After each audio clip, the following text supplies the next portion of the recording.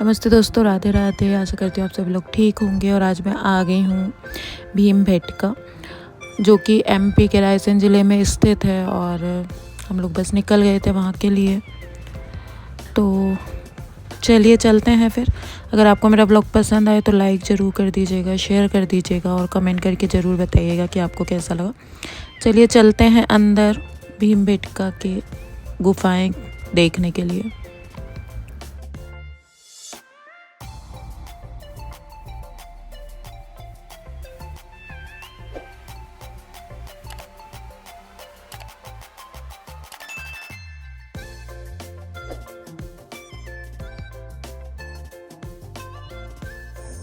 नमस्ते दोस्तों, मैं हूँ रश्मि और मंजिल राही में स्वागत है आपका। आज मैं आ गई थी भोपाल से कुछ ही दूरी पर स्थित भीमबेटका में। देख सकते हैं आप, यहाँ पर बहुत पुरानी गुफाएं बनी हुई हैं। कहा जाता है कि इनका इतिहास काफ़ी पुराना है। भीमबेटका गुफाओं का नाम पौराणिक चरित्र भीम से आया है।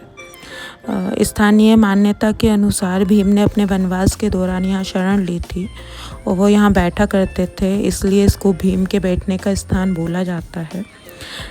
भीमबेटका शब्द का अर्थ होता है भीम के बैठने का स्थान या भीम का विश्राम स्थल। ऐसा माना जाता है कि पांडवों ने वनवास के दौरान यहाँ पर विश्राम लिया था। कुछ मान्यताओं की अगर हम माने तो भीम ने इसी स्थान पर माता वैष्णो देवी की पूजन भी की थी और माता ने स्वयं प्रकट होकर यहाँ पे उन्हें युद्ध में विजय का आशीर्वाद दिया था। अगर हम इसकी खोज की बात करें तो इसकी खोज 1957-58 में डॉक्टर वीएस वाकरकर ने की थी। इसके अलावा 2003 में इसको यूनेस्को द्वारा विश्व धरोहर स्थल भी घोषित किया गया था। जैसा कि हम सभी जानते हैं कि एमपी में सांची और भीमबेटका को यूनेस्को द्वारा विश्व धरोहर स्थल घोषित किया है।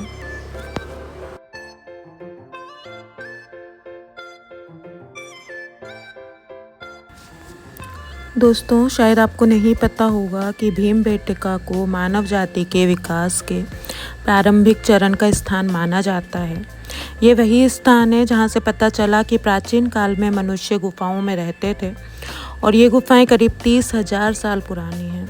और गुफाओं की दीवारों पर कुछ चित्र बने हुए हैं जो ये बताते हैं कि हमारे जो पूर्वज थे वो 30,000 साल पहले ही समझदार हो गए थे और आने वाली पीढ़ी के लिए दीवारों पर संकेत और संदेश लिखने लगे थे ताकि हर नई पीढ़ी विकास कर सके।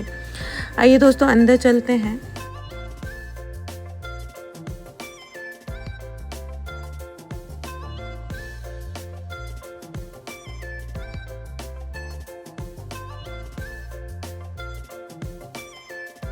दोस्तों, ये गुफाओं में शैल चित्र के द्वारा जो आदि मानव थे उन्होंने बहुत से संकेत दिए हैं। जैसे आप देख सकते हैं ऊपर जो है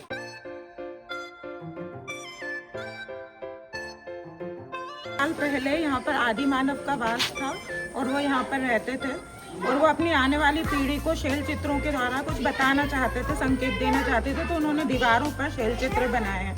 ये यहाँ का पहली गुफा है। दोस्तों, भीमबेटका में लगभग 600 गुफाएं मौजूद हैं और 3000 साल पुरानी गुफा भी है यहाँ पे। भीमबेटका के जो चित्र बने हैं वो पाषाण युग के समय के माने जाते हैं। भीमबेटका जो है वो विंध्याचल घाटी के समीप है। यहाँ पे लगभग 700 गुफाएं हैं, लेकिन हम जो पर्यटक आते हैं उनको लगभग 10 या 12 गुफाएं देखने को ही मिलती हैं। बाकी सब गुफाएं अभी बंद कर दी गई हैं। इसके अलावा भीमबेटका पे पत्थर की दीवार और फर्श होने के भी सबूत हमें मिलते हैं। भीमबेटका में एक बड़ी सी चट्टान है जिसे चिड़िया रोक चट्टान के नाम से जाना जाता है। भीमबेटका इस चट्टान पर हिरन, बाइसन, हाथी और बारहसिंघा को चिन्हित किया गया है। इसके बाद एक दूसरी चट्टान है जिस पर मोर, सांप, सूरज और हिरन की एक और तस्वीर को चिन्हित किया गया है। ये आप देख सकते हैं दोस्तों, पास से दिखा रही हूँ, ये शैल चित्र बने हुए हैं यहाँ पर।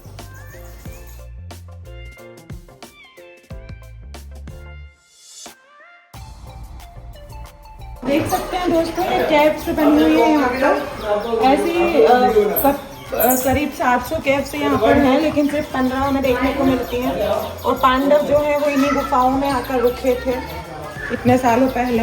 हालांकि पांडवों से पहले भी यहाँ पे बहुत आदि मानव रहते थे, तो इनका जो इतिहास है वो बहुत पुराना है। दोस्तों आप यहाँ देख सकते हैं, यहाँ हाथों के निशान बने हुए हैं।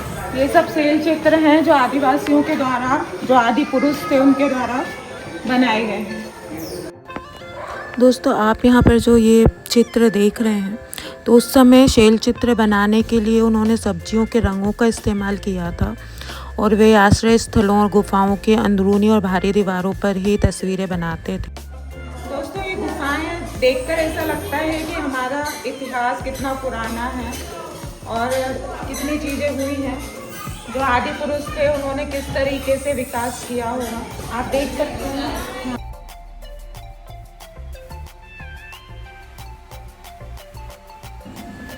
दोस्तों भीमबेटका जो है वो भोपाल से लगभग 45 किलोमीटर की दूरी पर अब्दुल्लागंज के पास स्थित है।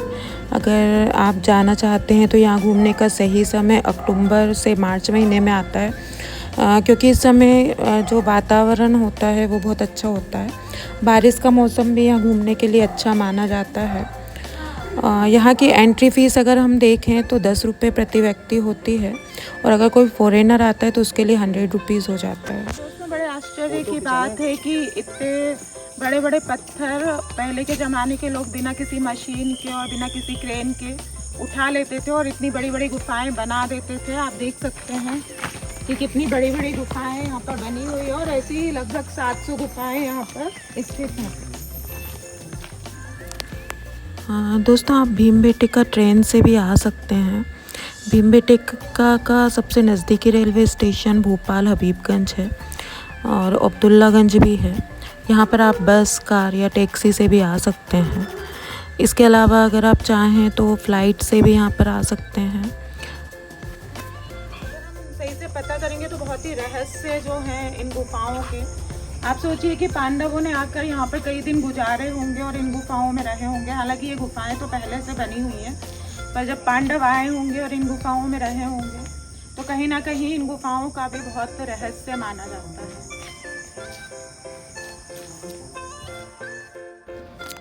दोस्तों भीमबेटका हमें सिर्फ इतिहास नहीं दिखाता है, वे हमें याद दिलाता है कि इंसान चाहे कितना भी आगे क्यों ना बढ़ जाए, उसकी कला, उसकी भावनाएं और उसकी कहानी हमेशा पत्थरों पर अमर रहती है। अगर आप भोपाल आते हैं तो इस जगह को मिस मत कीजिए, क्योंकि यहाँ की हर गुफा आपके दिल पर एक नई छाप छोड़ जाती है। अगर आपको ये यात्रा पसंद आई हो तो चैनल मंजिल राही को सब्सक्राइब करें और इस वीडियो को अपने दोस्तों के साथ शेयर ज़रूर करें, क्योंकि हमारी मंजिल हमारी राहों में ही छुपी है। दोस्तों कितना अच्छा लगता है ना ऐसी ऐतिहासिक जगह पर आकर और ऐसी चीज़ें देखने में।